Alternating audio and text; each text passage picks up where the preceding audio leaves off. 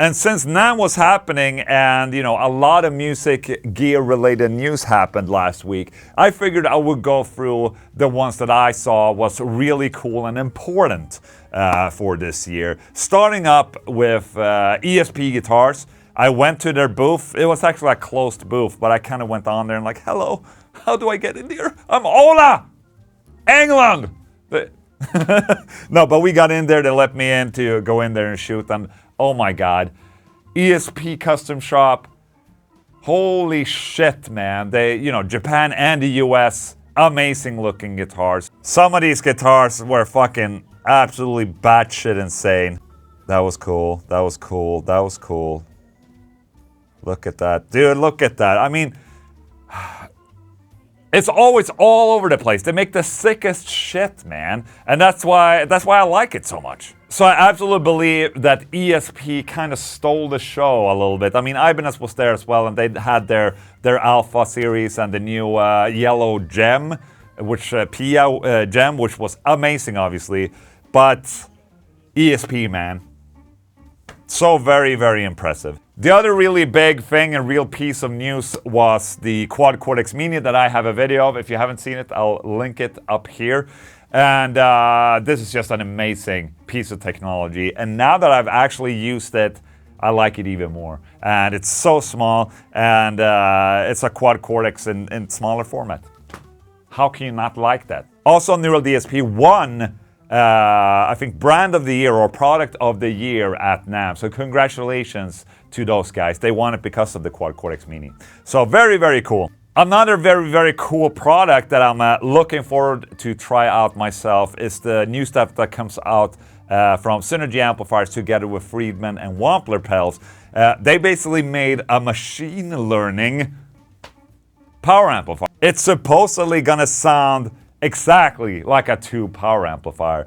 And Wampler released, the pedal head, which is supposedly gonna be like, it's D-class, you know, a power amplifier, but it's supposed to equivalent of 60 watt of tube amplification, and in a very, very small format. Now this is something I'd really like to try out to hear for myself, if this, you know, can it actually compete with a tube power amplifier? You know, I'm always skeptic about stuff like this, but they've said that they've done A/B tests and people can't hear a difference.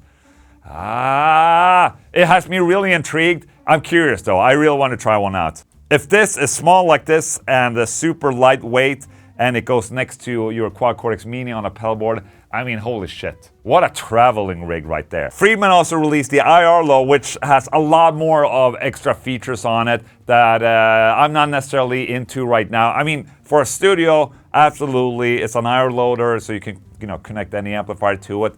And it has the power amp in it. It has the power amp that is equivalent of 90 watt to power amp.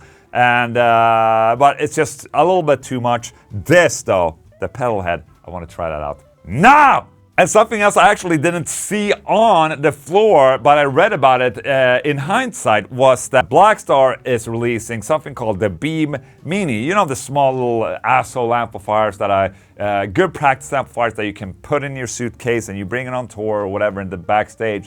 You know, there's plenty of these around and it's not anything new. But what Blackstar are doing is that they're launching the first small little amplifier like this to natively support neural amp modeling, which I think is really cool. Neural amp modeling is basically capturing amplifiers or capturing whatever you want, open source, and to be able to get those capture into a small little thing like this, that means that I can basically practice you know, my set with my sound using this thing and then go up and actually use the real thing on stage. So I thought that was really cool. I mean, it's not going to change my world. I just thought it was a really cool product that, you know, hello. So the amplifier that blew me away the most was this new Driftwood amplifier, the Atlas 180. It's Mark Lewis, famous producer. It's his signature amplifier. Mark Lewis produced and mixed the Feared Svart, the last kind of Feared album, and or latest Feared album, even though it's from 2017. He has a new amplifier. I tried it out at the Driftwood booth, and truth be told, this was the only amplifier I tried at the Namm floor because, you know, Namm is just busy. And this booth was a little bit at the side. It was perfect, man.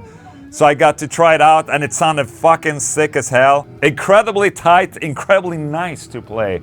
And I can't wait to get me one of these, and so I can try it out here. You know, here at the Oficina La Ola. That guitar, though, was horrendous to sit with. It was terrible. It's one of those cream guitars thing. It looks cool, but it was a little tough to sit with. I mean, the audio is just the camera audio. You just have to trust me on this one. It sounded great there, okay? So yeah, those were the highlights at the Namm floor, obviously. But, you know, Namm is weird, you know, for me as an artist to go and participate on. If you're there as an artist, you can't really expect to move around very freely during, you know, the show hours, because there's just so many people around. So I try to go there early before, you know, opening. To catch everything, but at the same time, not everything is up because people take down their fucking guitars and shit. So for me as artist and YouTuber, it's a little bit tough to kind of cover Namm because there's a lot of things that kind of, you know, pull energy from you. And yeah, but I had a lot of fun, and obviously, Dimebag. Oh my god, man, Dimebag was insane.